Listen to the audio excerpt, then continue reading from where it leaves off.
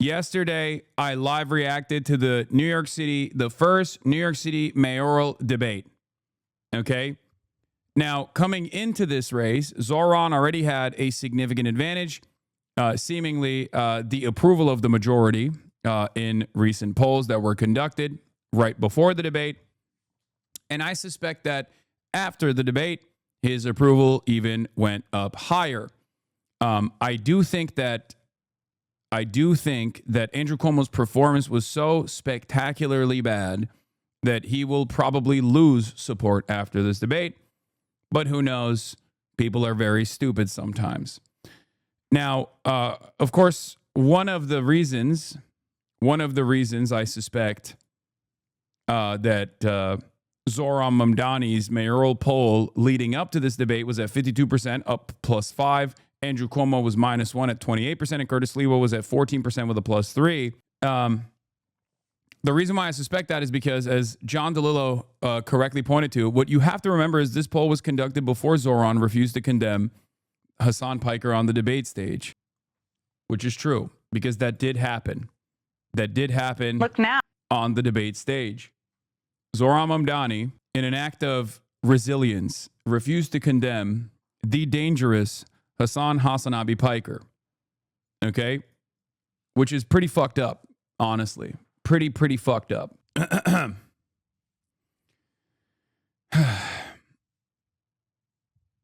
You're going down, pretty boy? Yeah, any moment now. Now, of course, there were some other more relevant positions, not like cost of living crisis that New Yorkers are facing. Obviously, that was irrelevant because it took 50 minutes for the debate moderators to finally get to that issue on the New York City mayoral race debate, and only like 10 minutes to get to the important issue that actually matters. Israel fears that Jewish people have, that Muslim man is scary, and Israel, will you actually defend Israel? Will you send the New York Police Department to defend Israel against other October 7th style incidents? Okay, after all, that's the only thing that matters, obviously. Will you do parades in Israel? Will you do Israel-style parades? Will you actually do fast and free buses if Israel doesn't want you to do fast and free buses? You know, things like that. Very cool. Very cool and very important issues such as that. New York Times called him a YouTube streamer. Why wouldn't he condemn Hamas? Why wouldn't he condemn Hassan Piker, Mr. Cuomo asked, referring to a popular YouTube streamer who once said America deserved 9/11. Mr. Mamdani said that he found Mr. Piker's comments objectionable or reprehensible, but he said he stood by his remark that he would not recognize Israel's right to be a Jewish state. It's crazy that they call me a YouTube streamer. I'm a Twitch streamer, okay? Anyway, getting insulted as a YouTube streamer, getting double insulted. All right. Do you think Cuomo had an ADL handler telling him to bring you up, or does he just have Hassan derangement syndrome? I don't think Andrew Cuomo personally has a Hassan derangement syndrome. I think he has a lot of extremely online, extremely right-wing, and pro-Israel guys in his team that think that this is actually a good thing to bring up in a debate. There's no way that he personally knew who the fuck I was, and it was most likely people in his team that he's listening to, and he's very desperate, and he thinks that this would actually cause chaos or controversy. But I don't think he himself is actually I don't think he himself is actually fucking aware of who I am or anything like that. First the ADL guy calling you a gamer, and then this. This is an act of desperation. It's very obvious that it's an act of desperation because there is a reason. I mean, there's no planet where this is supposed to be like a serious blow to Zoran Mamdani. Okay? It just doesn't work that way.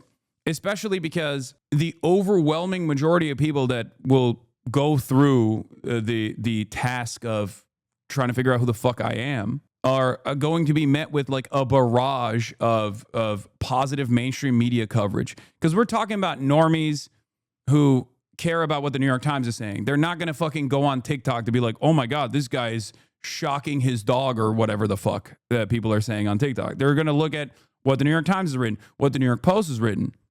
Okay?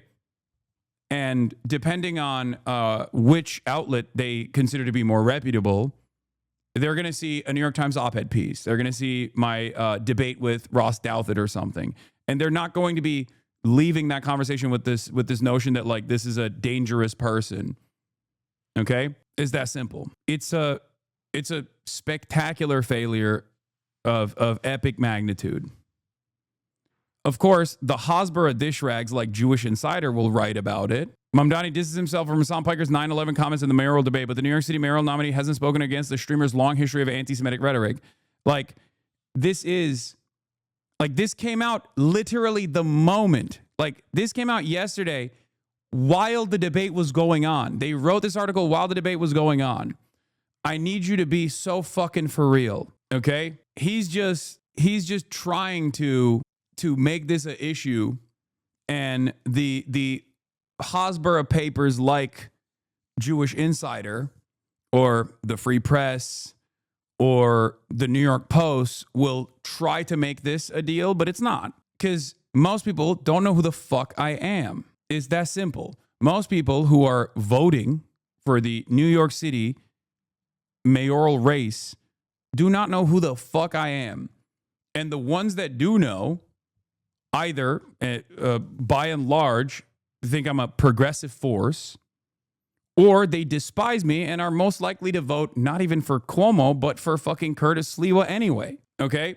Azan, stop. Please stop being ridiculous. People know who you are. No. You're misunderstanding my point. Of course people know who I am. Obviously, if that wasn't the case, Andrew Cuomo would not know who the fuck I am and bring my name up at all. Okay? The reason why he's doing that is because this is his like last desperate gasp here. And it's nothing. It's a nothing burger. It's a dud.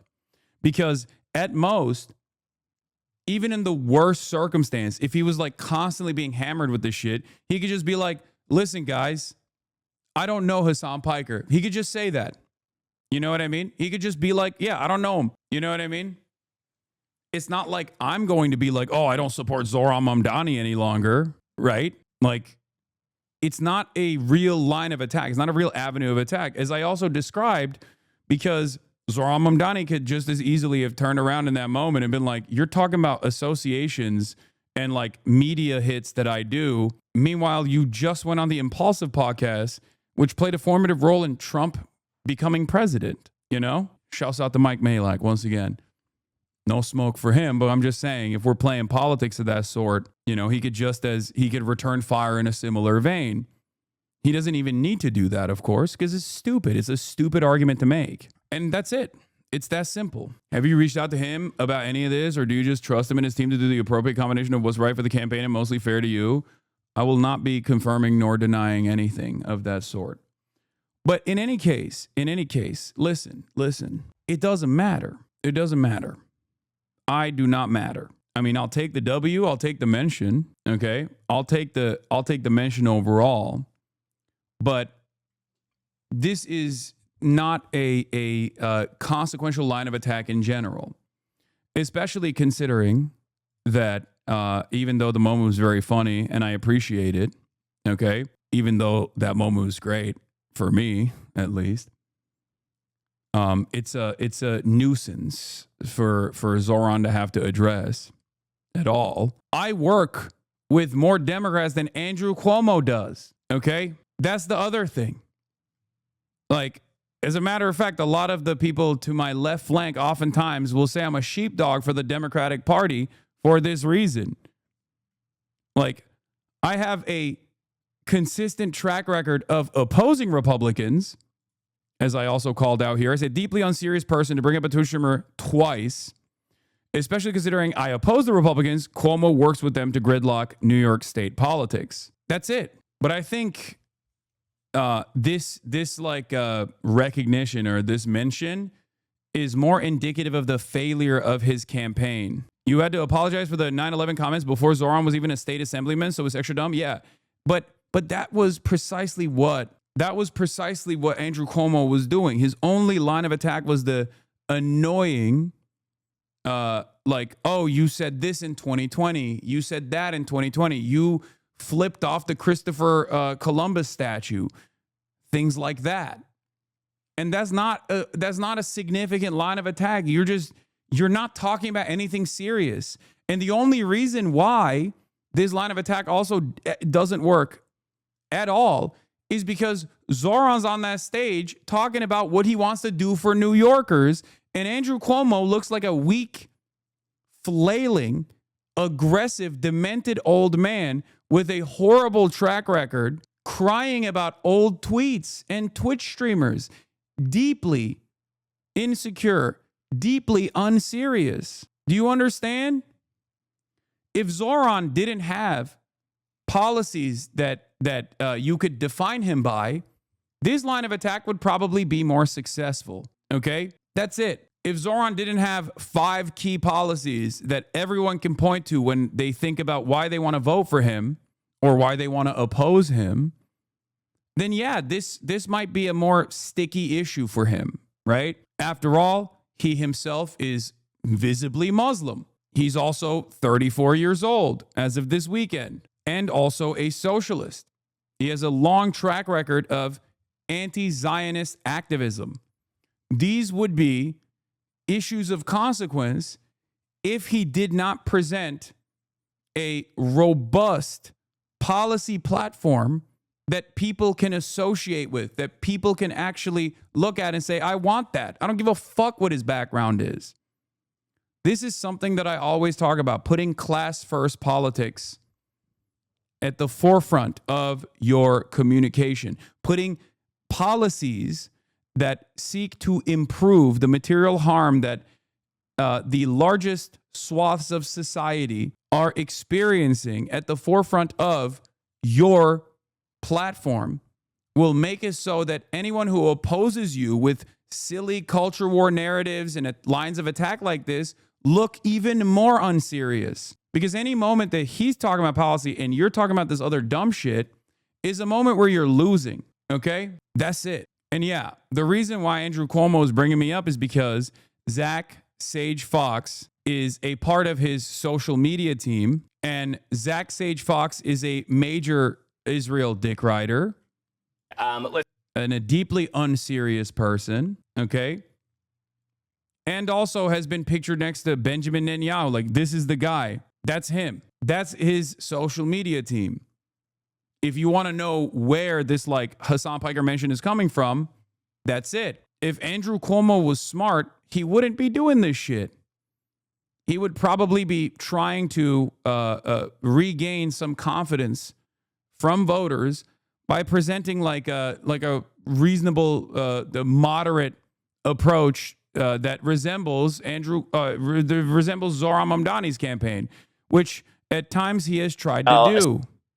Okay. Oh yeah, here. I feel like women in Israel especially think I'm gay. That's the guy. You shouldn't help them. It's too late. Andrew Cuomo does not have the capacity to win back people who he has lost at this point. Okay? But that's it. You have bad instincts and you have a bad team. You're a bad person as well, and people can see it. Even the dumbest guy at the end of the day understands that when you're voting for a politician, that politician needs to give you shit. That politician needs to give you things. And if one message out of these 2 different messages, which one resonates better with voters? I'm going to give you fast and free buses and a rent freeze versus why are you not condemning Hamas and Hassan Piker? Which message do you think is going to resonate with a broad base of support? That's it. Bro, it's 2025 and you still think policy matters? Zoran has proven that policy matters. His success in the crowded primaries is proof of concept, okay?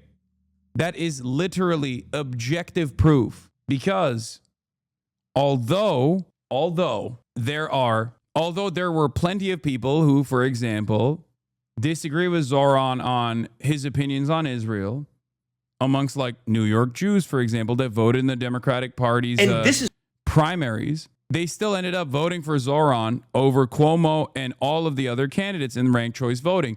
Why is that the case? New York Jews were recently polled. 60% of them still either strongly or somewhat support Israel over Palestinians, as opposed to only 30% of New York Jews that either somewhat or strongly support Palestinians over Israelis. That means that the majority of New York Jews still have sympathies towards Israel and not a lot of sympathy towards Palestinians. That means that, they're pro-Israel. Okay? And yet, there was still plenty of New York Jews that voted for Zoran over anybody else, in spite of Zoran's clear-cut advocacy against Israel. Why is that the case? Perhaps there were other policies that they liked from Zoran Mamdani. Because if you simply look at the aesthetics of it, no one who is pro-Israel after 2 years of fucking genocide is going to vote for the Muslim anti-Zionist in this race. If you look at the aesthetics of it, there has to be something else that caused them to vote for Zoran in spite of their support for Israel. And that is the policies. That is the material improvements that Zoran is promising. It's that simple. Okay? That's it. That's it.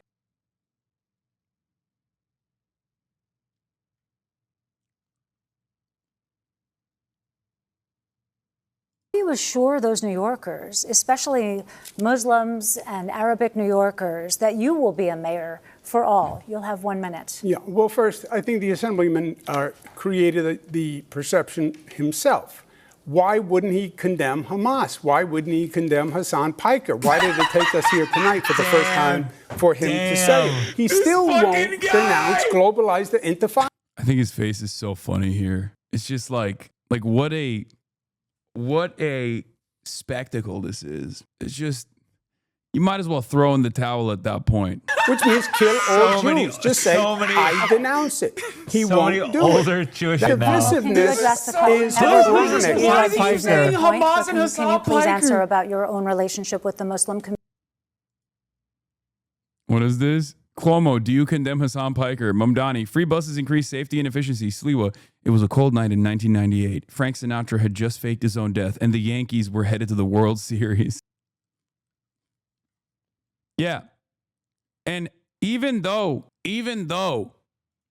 that was an idiotic fucking take, he did it again. He brought it up again when asked about his Islamophobia. Okay? It's ridiculous. But anyway, I digress. Let's get to some other shit. Let's get to the issues that really matter for the New York mayoral debate. You got the Yahoo article? Yahoo. Oh, from Mediaite. Mamdani condemns Hassan Piker for reprehensible 9/11 comment in heated battle with Cuomo during debate. Anyway, most of it is just like his takes on occupation. This is just like a SEO bait article. But in any case, your heart must have sunk into your stomach when you heard your name like that? No, I knew that it was happening. I knew that it was going to happen. How else would I have been able to predict it ahead of time? I said it. I said it before the debate.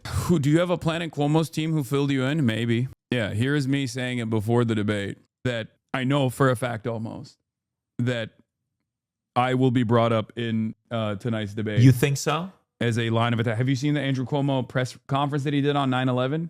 Oh, yeah. That quote. That's gonna be on your tombstone, brother. He's going to bring it up, I think, to be like, you really think so? Oh, 100%. He's so desperate. He has nothing. The Assemblyman will not denounce Hassan Piker, who said America deserved 9/11. The Assemblyman just said in his response, well, it depends on occupation. That is code, meaning that Israel does not have a right to exist as a Jewish state, which he has never acknowledged. That is from the river to the sea. That's why he won't denounce globalize the intifada, which means kill. Why wouldn't he condemn Hamas? Why wouldn't he condemn Hassan Piker? Pre-watch Piker. Why did it take us here tonight for the first time for him to say it? He still won't denounce globalize the intifada, which means kill all Jews. Just say, I denounce it. He won't do older it. Jewish Divisiveness. I wonder if he is dumb enough to try it again. Because, like I said already, at most, what Zoran will do if he's consistently fucking backed into the corner is just be like, yeah, fuck him. I don't know him, right? I don't know the guy. He could just do that. Obviously, that's a little fake. if he were to do that. But regardless, like at most, if he kept pushing it over and over again, that's what he could easily say. So it just doesn't make any fucking sense for him to keep pressing this, because like you're trying to win. If you're Andrew Cuomo, you're trying to win, right? You're trying to win the mayoral race. Your higher priority here isn't to disparage me, because at most, if he fucking threw me under the bus, then all that does is just fuck me over. You know what I mean? For a little bit. Like, are you running? Are you running to be the next mayor of New York? Or are you running to, I guess, attack Israel's critics? You know? Hasanabi is the Jeremiah right to Barack Obama? No, it's different than that. Especially because, remember, I platformed Zoran in the primaries. Like, there's a difference. Like, I'm a separate person that has his own, his own work in the Democratic Party alongside like other Democrats and stuff like that. Whereas Jeremiah Wright is a local religious figure who is, who did not actually do anything or say anything wrong, in my opinion. You're missing the bigger point that Majority Report brought up. He answered the question about Islamophobia with blatant Islamophobia. Exactly. No, I'm going to get to that in a second, because that was the second time. That is the second time he brought me up. Zoran will win the race if he said, I don't care what he says 7 years ago. He's too far ahead. Yeah. Oh, yeah, for sure. At this point, it's not like, at least this line of attack is not going to work. Yeah, ultimately, the second mention was basically this. What will you do to make the Muslim community feel safe? Cuomo, here's another brown fella I hate. Like, this guy, Hassan Piker, you won't condemn him. He loves 9/11. He wants to do 9/11. You want to do 9/11. Like, that's what this is. The association of not only one, but two Muslim dudes with 9/11 is exactly what he's trying to do there. And he ain't slick. And I think that's the reason why the second time when he responded to the moderators who asked, when they asked, like, well, don't you think it's appropriate for Zoran to call into question, like, what you've done for Muslim New Yorkers, considering that you couldn't even name a mosque? He still turned around and was like, name a mosque? How about name Hamas and Hasanabi Piker, who he refuses to condemn? Fucking ridiculous. Yeah, both of the Muslims that Cuomo mentioned, by the way, were 8 years old during 9/11. 8.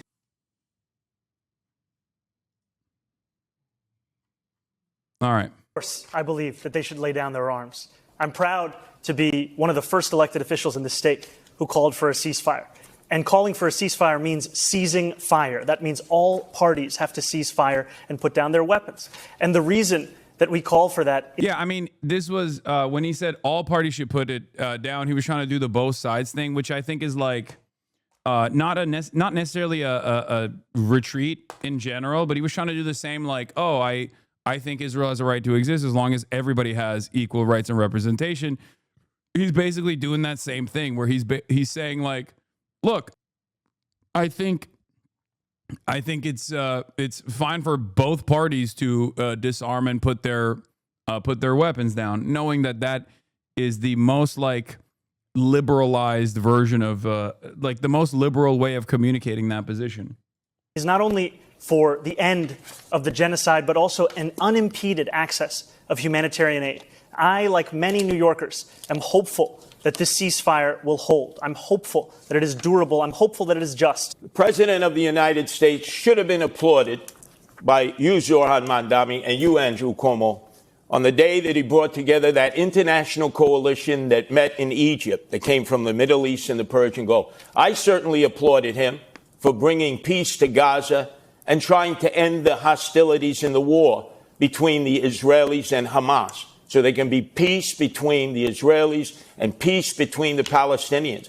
But you seem, Zoran, to be incapable of praising our president and answering You were incapable of praising our president. Gentlemen, we have other... Give credit where credit is due. He's brought peace to God. I did applaud President Trump and his... This is the fucking stupidest question. Why won't you applaud our big, beautiful president for putting forth the same ceasefire conditions that existed for a year now after 9 additional months of genocide? Like, stop, dude. Is he a fucking king? Is he a god? He's the goddamn president. Calm down. How is this even... This isn't even relevant to the Israel-Palestine conversation. Like, we've moved even beyond that. One should ask, why is this even an issue of utmost importance in the fucking New York mayoral race? And that's a valid question to begin with. But then to move beyond the Israel-Palestine situation and be like, why won't you praise Donald Trump? Like, what are we doing here? What the fuck are we doing here? What a fucking idiotic spectacle, dude. So dumb. Administration. I think it was a great accomplishment. I hope the peace holds. The assemblyman will not denounce Hamas. The assemblyman will not denounce Hassan Piker, who said America deserved 9/11. The assemblyman just said in his response, well, it depends on occupation. That is code, meaning that Israel does not have a right. Bro literally took the long road to be like, he is doing taqiyya, the Muslimic Mohammedan practice of lying to the Christians in an effort to implement Sharia law. He's doing taqueria, and it's not Taco Tuesday. He's in code signaling to his Mohammedan counterparts that he wants to do Sharia jihad. Yeah, look at the comments. Look at the fucking comments. New York City mayoral candidate spar over Israel-Gaza positions.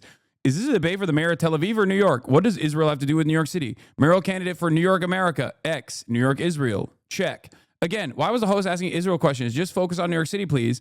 You didn't denounce Hassan Piker. Jesus fucking Christ. This is what political debates are now. Why we have Israel and New York City mayor elections for what? Always Israel. Why do they always talk about Israel? What's this got to do with the mayoral race? As a non-American, it's astounding to see how deep and strong Israel's hold on American politics is. Public office candidates, even at the city level, which has nothing to do with foreign policy, are required by the state mechanism and media to pledge their allegiance to Israel. Haaretz reporter, New York correspondent for Haaretz, Etan Nechin says, I didn't know Israel and Gaza were boroughs of New York. What do your parents think when they see former governor and still sex pest Andrew Cuomo trying to drag you on TV? I mean, they don't give a shit. They know what this is. They're used to it. It is what it is.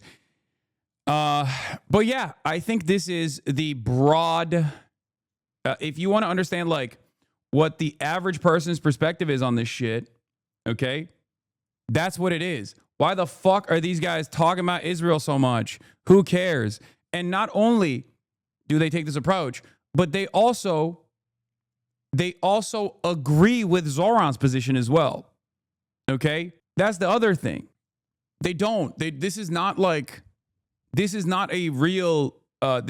issue that's important in this debate. And even if it is, even if people are thinking about Israel, they are not siding with Andrew Cuomo's position. They're siding with Zoran Mamdani's position. Do you understand? Most people are saying, well, what the fuck? Mayor of Israel or New York City? To exist as a Jewish state, which he has never acknowledged. That is from the river to the sea. That's why he won't globalize the Intifada, which means kill all Jews. Let's give Mr. Mamdani a chance to respond to that. I want to be very clear. The occupation is a reference to international law and the violation of it, which Mr. Cuomo has no regard for since he signed up to be Benjamin Netanyahu's legal defense team. Bars. Absolute bars. Once again, boom, roasted. During the course of this genocide. And I find the comments that Hassan made on 9/11 to be objectionable and reprehensible. And I also think that part of the reason why Democrats are in the situation that we are in, of being a permanent minority in this country, is we are looking only to speak to journalists and streamers and Americans with whom we agree of every single thing that they say. We need to take the case to every person, and I'm happy to do that. We thank you. And then they cut him off, but No, dude, are you kidding me? Throwing me under the bus in that situation would be, I don't know Hassan Piker. I'm sorry for ever talking to Hassan Piker. He is a bad guy. You know what I mean? That's a bad thing he said, and he's a fucking bad guy. That's throwing me under the bus. Him saying, I don't agree with his statements, they're reprehensible on 9/11, that is perfectly valid. What do you want him to do? Make it an actual fucking issue? Are you stupid? Because if he were to turn around and try to defend this, okay, and be like, well, what Hassan was talking about is actually America's adventurism in the region leading to 9/11, and he misspoke in 2019, then all of a sudden, that's going to be the major issue here. That's so stupid. You have to tactically retreat in situations like that. He literally defends talking to me and others like myself. Of course, he did he worked through that in the best possible way. He has, 15 seconds to respond to a packaged smear. Obviously, he has a finite amount of time there, very limited amount of time to respond appropriately, and he did it perfectly well, as he has done time and time again. I guess the strongest way to approach it, if we're going to talk about like the worst possible way to approach it, is like throwing me under the bus, saying like, yeah, I shouldn't have talked to him or whatever, which would have been horrible, by the way, because that would make him look weak. Not that like people give a shit about me in general, but that would just make him look weak, right? Like it's not that like my fans are so important or so consequential, or I'm so important or anything like that. I'm not saying that at all. But that would literally look like he's folding for no fucking reason on an issue that he doesn't have to fold on at all.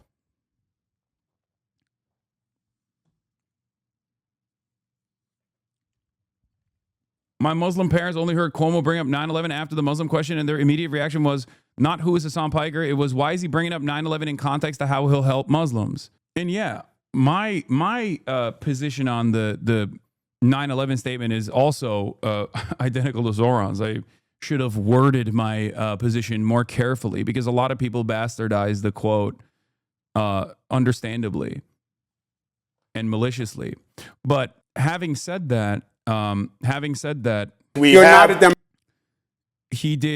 he made the most of that. He made the most of that situation. When addressing the supposed grievance or complaint here, it's important to chat ask themselves if they're hurt because their faith streamer was microaggressed or because they think Zoran is betraying the left. Yeah, but I don't even think most people in here think that that happened anyway. I think most people understand exactly what that looks like. You know what I mean? I do not condemn Hassan Piker. Yeah, he handled it perfectly well without retreating, without folding, without apologizing, because there's no need to apologize for that. And he tackled it. He tackled it in a packaged line of attack that was supposed to heighten his like Islamic background and with as many Islamophobic stereotypes as possible.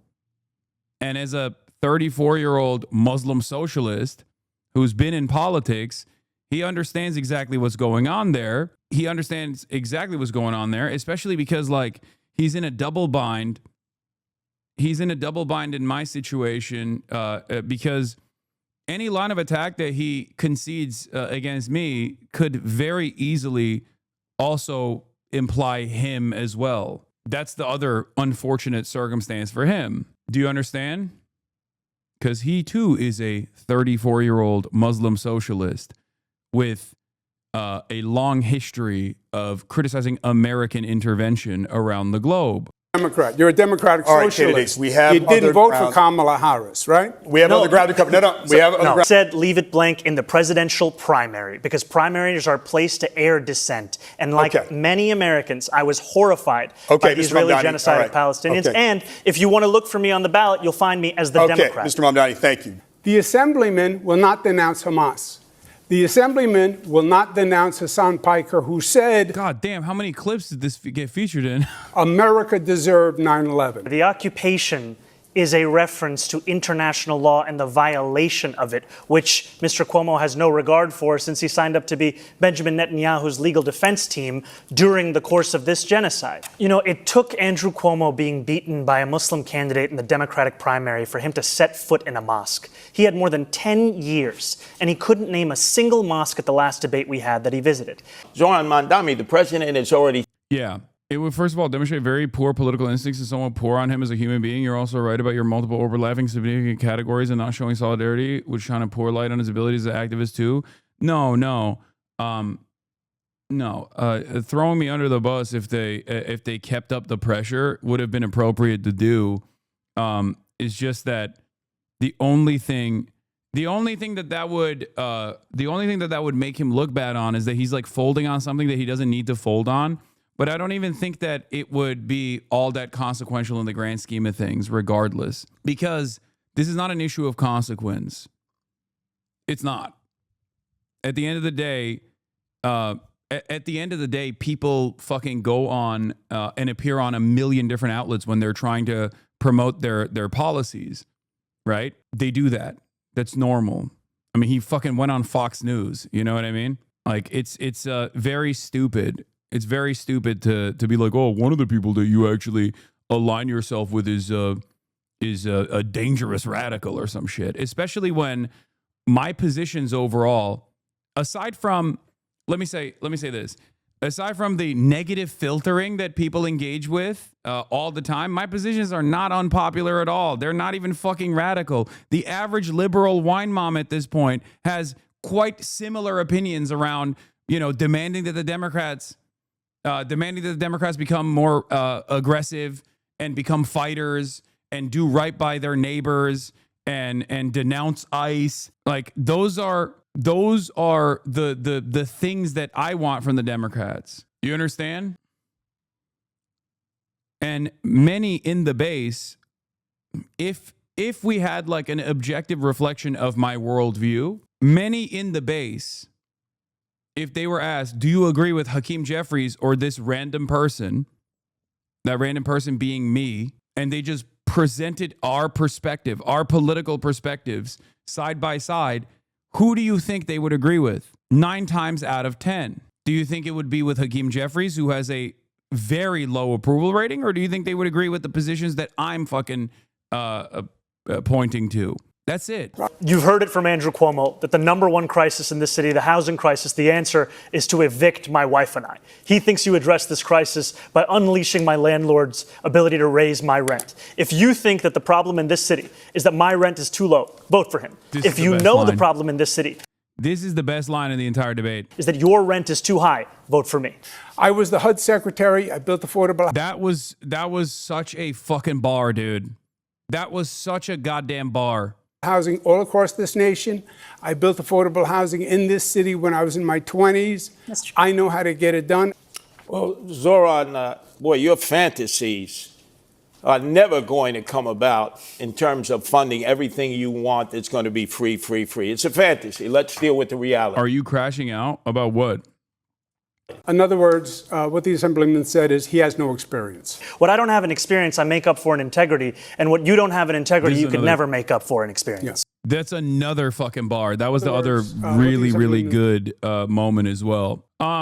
Basically, total and utter defeat for Cuomo. It's Cuomo-over, and absolute victory for Zoran, and maybe even the Republican protectorate of Curtis Sliwa. Just say yes and move on. Stop feeding the trolls, King. What, like about crashing out? Yes, I'm crashing out. I'm crashing out extra hard. By the end of this debate, if you were a Zoran fan, you left a bigger Zoran fan. If you were a Sliwa fan, you left a bigger Sliwa fan. If you're a Cuomo fan, you left a Sliwa fan. I don't know. Maybe even if you were a Cuomo fan, maybe you became a Zoran fan as well, potentially. It's really cooked. He cooked himself. He was so unnecessarily combative. He was just so bad. He was unironically crashing out half the fucking debate. It was horrible showing, horrible performance. Well, when Andrew Cuomo had his strongest moment of the evening, that was likely when he was attacking Mamdani over his criticism of Israel, especially the war in Gaza, the way that Mamdani has declined to fully condemn Hamas, the way that Mamdani appeared with streamer Hassan Piker, who has said that America deserved the 9/11 attacks. That was ultimately the strongest moment for Andrew Cuomo in this debate. If this guy speaking wrote this hit piece, yeah.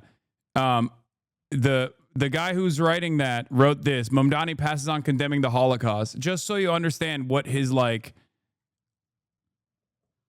background is, okay? If you think that he's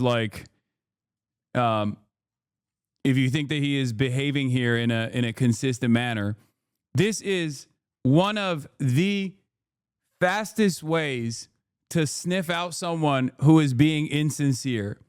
If they spend any fucking time on that line of attack as though it's like a solid one, you know that these people are 100%, 1000% deeply uninterested in the actual race itself, but are simply attacking Zohran Mamdani because they are pro-Israel. Okay? That's it.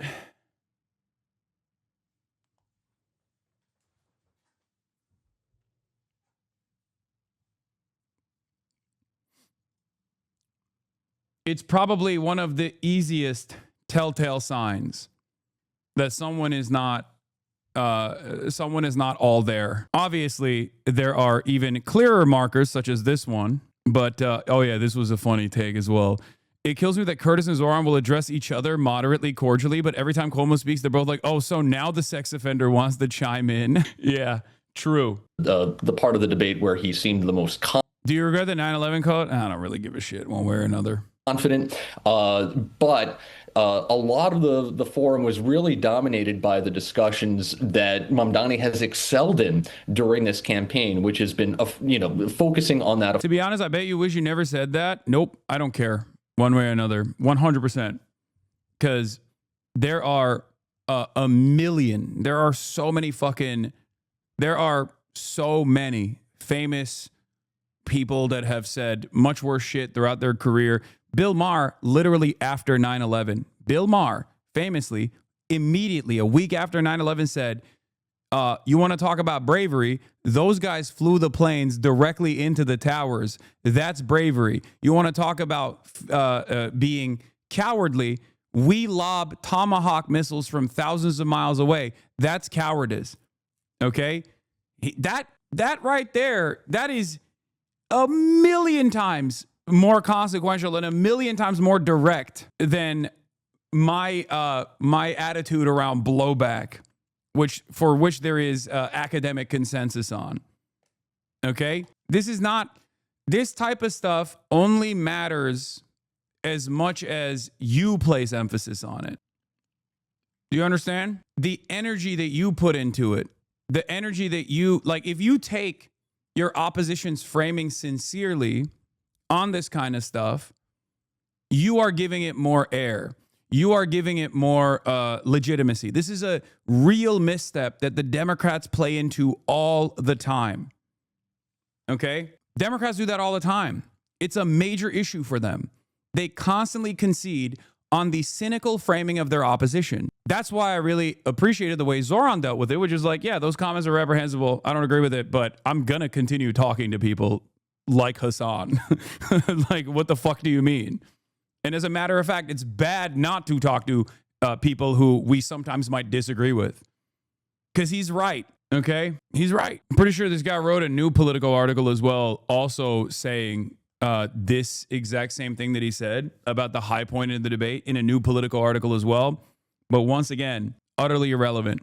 It convinced moderate Democratic voters who are uneasy with a hard left candidate like Mamdani. He's a Democratic socialist. Like he is actively trying to farm.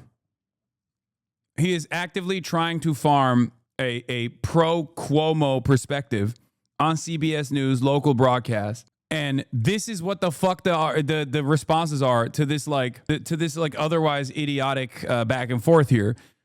In Manhattan, Hassan Piker is a kitchen table issue. How is a mayor going to make New York City more affordable? Is he going to make landlords charge half rent, whatever? Even though the polls say Sliwa at 1%, he's got my vote. Thank God we sold our house in Astoria, Queens last year, moved to Florida. Why do they talk about the Middle East rather than New York? Why even debate? We all know who New York City is going to choose. Cuomo's a joke. A couple takes on Curtis Sliwa. Zoran reposted this recap on Instagram. New York City more affordable. Zoran loves Hassan Go Piker. ahead, that guy Madami. is too sexy. We I don't have like the him at all. architect and I the don't like the apprentice. way that he makes me feel. There He are gave the hooligans finger in to the Christopher streets. You Columbus, can't one of walk the down best the Italians street we've ever without had. shot He's at. Take it literally from a me. I've terrorist. been He shot wants to kill all 17 Jews. different times. He refuses to I denounce don't have a Hamas. credit card. He I refuses have a to debit denounce card. Hassan. I Are they just the said he same wasn't. thing? I'm not sure. Yeah, I've smoked weed. I'm cool as hell. As mayor, I will make New York City more affordable. Zoran. Hell yeah. I like that. I was waiting for Cuomo to say Hamas Piker. That would have been even funnier. And it would have basically proven that he's completely fucking brain broken by his extremely online team. Well, if you were watching X or any social media during the debate, Curtis Sliwa was clearly the favorite candidate of social media. He is a longtime anti-crime activist, kind of a fixture in New York, something of an eccentric character. He really went into this debate, though, trying to appear mayoral. He wanted to seem like a steady hand at the wheel, not the usual eccentric Curtis. Very cool. This guy is basically... Everyone is good by my book except for Zoran, it seems. Okay? It seems like everyone did a great job. Everyone did a great job except for Zoran. He was really bad. Have you guys thought about how much he criticized Israel? That was pretty bad. Please let's not do that. Why are they talking so much about Curtis? Because every moment that you talk about Curtis Sliwa's debate performance and every moment that you talk about Andrew Cuomo's performance is a moment that you don't have to talk about how well Zoran did. And just over the bridge in New Jersey, Republican Jack Ciattarelli is closing the gap on Democrat Mikey Sherrill. According to a Fox News poll, get this, Ciattarelli is now trailing by only 5 points among likely voters after trailing by 8 points last month. Sherrill, on the other hand, losing points on honesty and trust among registered voters, dropping 4 points since September. Ciattarelli losing just 1 point in that category. All right, so you said Hochul's a clown and will get primaried. It's actually really interesting because I think she recognizes that as well, except for that reason, she knows which way the winds are blowing and has been kind of glazing Zoran. If you notice, I expect her to literally say that she would abide by a potential tax increase if it meant paying for all of these like wonderful things that make New York City more affordable for all New Yorkers. And she is, for all of her faults, even though she stood in opposition initially of congestion pricing, she bent the knee on that and actually saw that it was impactful in a positive way. So I think she knows what's up. Hochul wants Zoran's endorsement, and once Zoran wins the election, she'll say she supports his agenda if it gets her his endorsement. She doesn't care at all about principles. She's a machine politician. Yeah. Well, it was really the top two individuals in this race are Mamdani and Cuomo. So the gloves really... Oh, no, man. After last night's performance, maybe the top two are actually Mamdani and Sliwa. He just said Mundaji. Dude, it's awesome. How once he is mayor, inshallah, how will they bastardize his name further? Came off between those two. And Mamdani... Because, like, I do think it's half because, like, people just have a hard time saying his name. Like, white people especially, I think, have a hard time saying his name. Because there are plenty of prominent allies of Mamdani that sometimes have a hard time saying his name as well, right? But there is definitely an air of racism associated with the two. Mamdani said he would not denounce... Yeah, the Mamdaji is like dodging. It's a pun. I thought the chatter was talking about the hosts. Mom Dodgy is a pun on his name, saying he was dodging the questions. I mean, that's how you know you can't trust anything that he said. He was given an opportunity in a show to just condemn Hamas and go after it. And then 2 days later, he all of a sudden gets an answer for it. And he said that Israel shouldn't be a Jewish state. Right. He said that in the past. But do you understand? I can't believe it. I can't believe it. He says Israel shouldn't be a Jewish state. He's against ethno-states. Can you believe it? We here at the Fox News broadcast obviously want Israel to be a Jewish ethno-state and want America to be a white ethno-state. That's what we like. We like ethno-states here at Fox News. Can you believe it? This is the shocking part when it comes to the people that and the candidates that they trust for the best job on cost of living. Mandami gets it by 49%. Sliwa's at 17%. Cuomo's at 32%. On housing, 49% is for Mandami. 16% for Sliwa, 33% on. Oof. Mom Daddy's beating them on crime. Oh, it's so over. Oh, smoke them. Oh my God. Come on, brother. For Cuomo and Ainsley when it comes to taxes. Yeah, Mom Donnie's winning. Look at that. He gets That's 47% on taxes. And then crime, he gets the most with 40%. They trust him the most. He'll do the better job, they say. How crazy is that? That a guy that wants to let criminals out, close Rikers Island, have social workers to domestic disputes, and he gets the best marks on crime.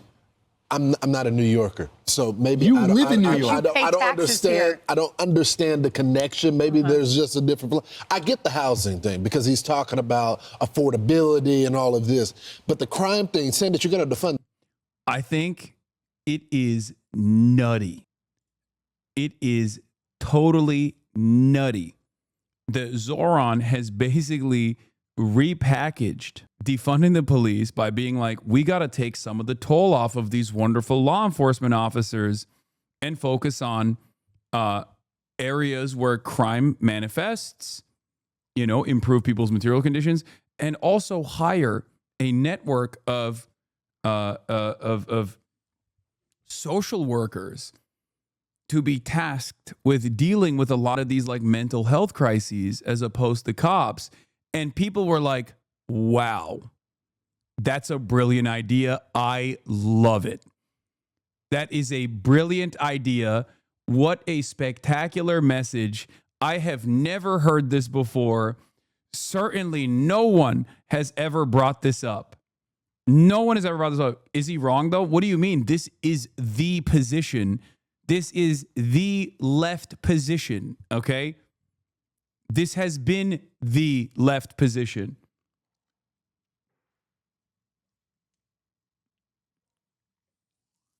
It turns out just describing the process was so much better. And I will say a big part of the reason why he has been able to do this is because he just says it how it is.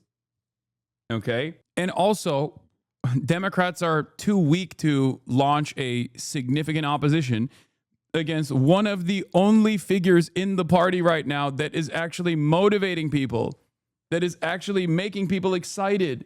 Takia. Yeah, I mean, this person is probably joking when he says it's Takia.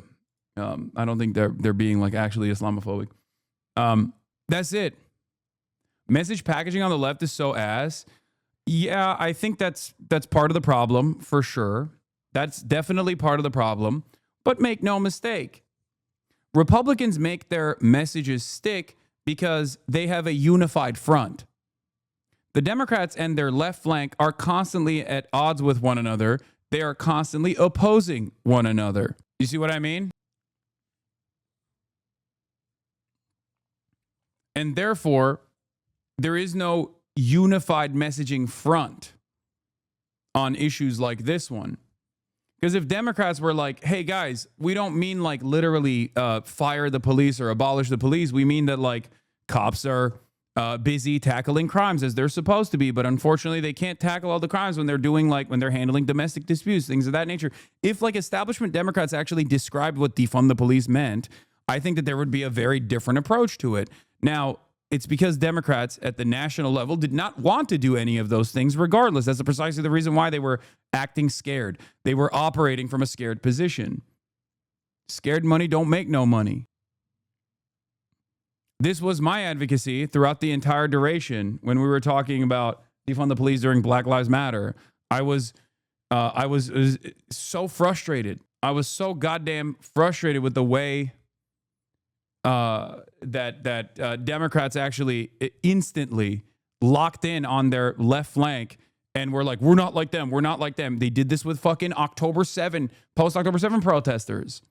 They did this with like anti-Semitism on college campuses. They did this with immigration. They do this with everything. The National Democratic Party are seen as insincere, hypocritical, whiny little smug, entitled babies for a reason, for a very good reason, because they are that. Okay? Because they consistently lean into the most cynical oppositional framing on every single issue. And they hand victory after victory on the messaging front to the Republicans. Okay? And this is the product of that. Zoran is not doing that.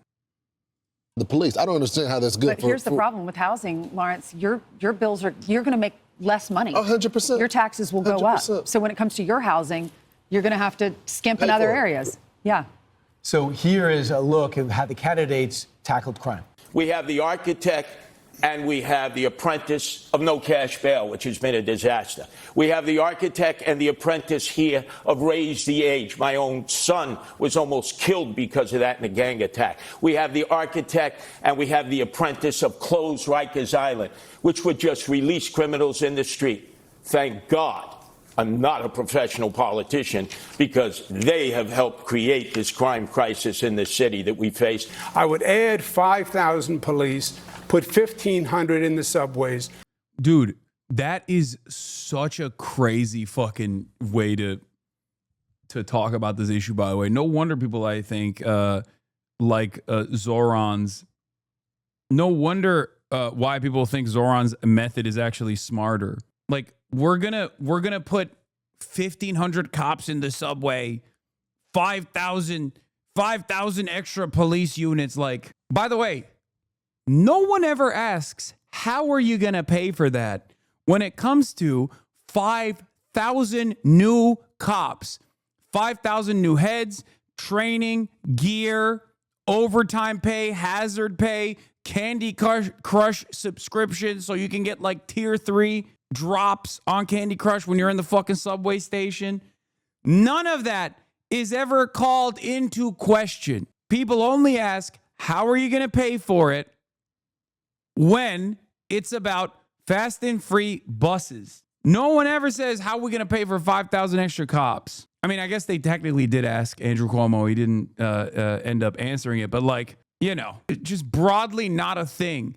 How are we going to pay for it with military expenditures? Never asked at the national level. It's only a question for when politicians accidentally arrive at like a reasonable policy that actually helps working class Americans. He's delusional. You're going to have mental health experts, counselors, social workers show up to the most dangerous call a cop can get, which is a domestic violence call. So you're going to have people that didn't sign up for that profession have violent attacks against them. Wait, what? That is the most. What are you going to put bulletproof? Dude. Every fucking EMT, first of all, every EMT unironically signs up for that profession. And it's completely unacceptable when violence does take place at times. But like the notion that healthcare professionals and social workers do not realize that there is also potentially a violent altercation that could take place in these calls is ridiculous. It is literally an unfortunate but foreseeable part of this job. Okay? It's crazy. It's crazy. Also, an altercation of that sort becoming violent is infinitely more likely if it's a fucking cop that's coming in. Social workers and emergency room nurses oftentimes deal with people experiencing mental health crises with regular they do it all the time. They do it daily. This is their job. And they are able to deal with those incidents without that incident turning into a seriously violent altercation, also with regular fucking frequency, as opposed to the success measure of cops who don't have any tools to deal with someone experiencing a mental health episode and will just take their gun out and shoot people. Police are also an objectively threatening presence. It is the job. It is a part of the requirement. Like, you have to have authority over the person that you're commanding. In many circumstances, that's not the appropriate measure. Saying that social workers and mental health professionals are not trained to deal with these sorts of incidents is like saying firefighters are not tasked with combating fire.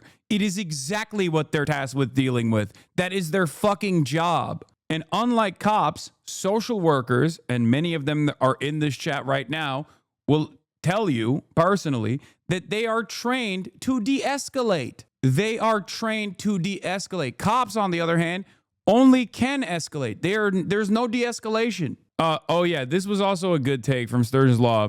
New York City is 28% Latino, 20% black, and there were no questions about plans to help either of those communities, but the debate for who will be their next mayor spent 13 minutes on Israel, Gaza, and New York City. Sturgeon's Law says, we need to be able to have an honest discussion about why the moderators ignore local communities and give so much time to questions about a foreign country most New Yorkers don't support without the usual false accusations of anti-Semitism, terrorist sympathy, etc. It's true. Probably because the leading candidate started his political career with a crusade against it. I love these guys. I love the Georgists on Twitter, the rapid urbanist Twitter that weirdly enough hate this guy, even though he's Mr. Urbanist himself. Okay. And also seemingly find themselves constantly feeling maybe a little ashamed about their position on Israel, but constantly fucking attacking critics of Israel, weirdly enough. I wonder how that works. I wonder why. I mean, it's literally, he has Mossad in his fucking username. I know the answer. No, it's not just that they're Islamophobic. Obviously, Islamophobia is a big component to the Zionist charge. But these are attacks not on any one representative. They're attacks on the entire city. And what my job as mayor would be to tell New Yorkers how the suspension of $18 billion would continue to trap them in bumper-to-bumper traffic. It would continue to leave them in long train delays. And it would actually rob tens of thousands of New Yorkers of the jobs that they could have if this money that we're owed was actually to be delivered to them. I think two things that Curtis Lewa definitely fucked up on, in spite of the fact that he actually looked more progressive than Andrew fucking Cuomo did, was when he said we can't expand the subway into Harlem, okay? Because that's very obviously not only like a racially charged thing that he's stating, but also it's not even like it doesn't even make sense for this day and age. That's like 1970s racism. And the other area where he fucked up was when he talked about the congestion pricing, saying that he was the only candidate on stage who was against congestion pricing. Those were two moments where it was like very obvious that he just looked silly and stupid, and I think that made him look worse overall. But also, his background is already pretty silly. I mean, there's a reason why he's run a million times for mayor and has lost consistently.